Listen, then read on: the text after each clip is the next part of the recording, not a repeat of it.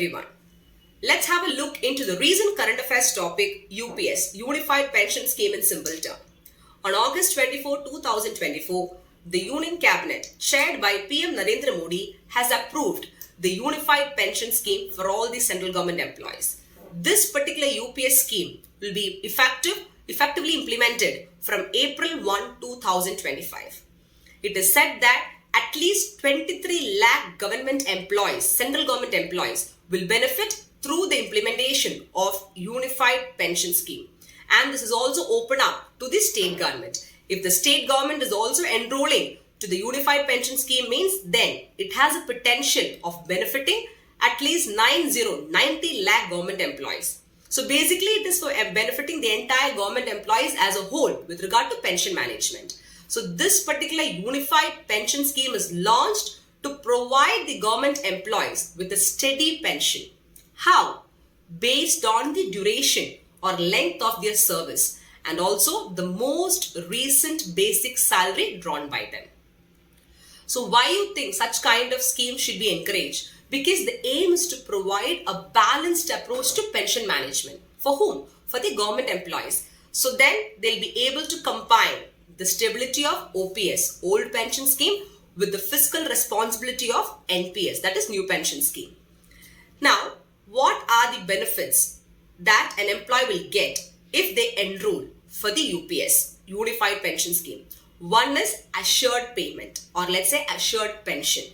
Employees with a minimum service of 25 years are eligible for a pension amounting to 50% of the average basic salary drawn during the last 12 months before retirement. The next important thing is assured minimum pension, which means that every month an employee will get a minimum guaranteed pension of rupees 10,000 per month. And it will be given to those employees with at least 10 years of service upon retirement. That is another condition. The next important point that you should know with regard to UPS is it also ensures an assured family pension as well. The family of the deceased government employee, they are eligible and they will receive 60% of the employee's pension at the time of their demise. This is also another guarantee given by the Unified Pension Scheme. Apart from all this, the most interesting part is, if you see, the UPS scheme is being connected with inflation or the price rise. We know that the price rise also has a huge impact on the pension amount that is being given to the employees, right? Now, this is being protected. There is an inflation protection given to the central government employees if they opt for Unified Pension Scheme.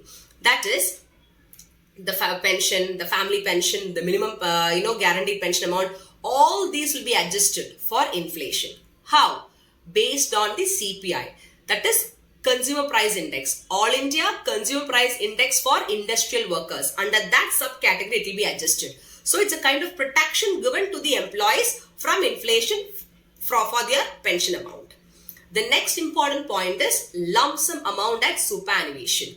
If you see, if an employee is enrolled for Unified Pension Scheme, then upon retirement, the employees will receive a very big or lump sum amount, and this will be equal to 10% of their salary and DA, that is dearness allowances, for every 6 months of completed service. And you must understand that this amount is not connected to the gratuity. It is separate from gratuity. This payment will be made in addition to the gratuity, and this will not even lead to any reduction of the amount of the secured pension that the employee is supposed to get. So these are the benefits of UPS in simple term. Now, what about the contribution to the UPS? We all know that in the old pension scheme, the contribution was made only by the government. Whereas in the new pension scheme or national pension scheme, that's not the case. The employees also contribute, the government also contribute. But in the UPS, that is Unified Pension Scheme, again, both employees and the government will make a contribution to the pension amount, but with a slight difference. That is, here the contribution of government will be a little more higher compared to the NPS. That is, if you see for the NPS, the contribution done by the government was only 14%. Whereas in the new Unified Pension Scheme, the government contribution towards pension will be 18.5%, which is much higher. Whereas the employee's contribution will remain the same. Only the government contribution has increased to pension, whereas the employee contribution remains 10% of the basic pay and DA, which is similar in the NPS also. This is another important point. Now the next question is the choice. How can an employee opt for UPS or NPS? Literally, they have a choice. If you are a central government employee or a government employee, you can opt either for UPS or NPS. The choice is yours. And the decision should be made in the beginning of the financial year. Once you make a choice, then it is final. You cannot change. So there is a choice as well. But once you choose, it is final, the decision. So that is another important thing that you need to keep in mind.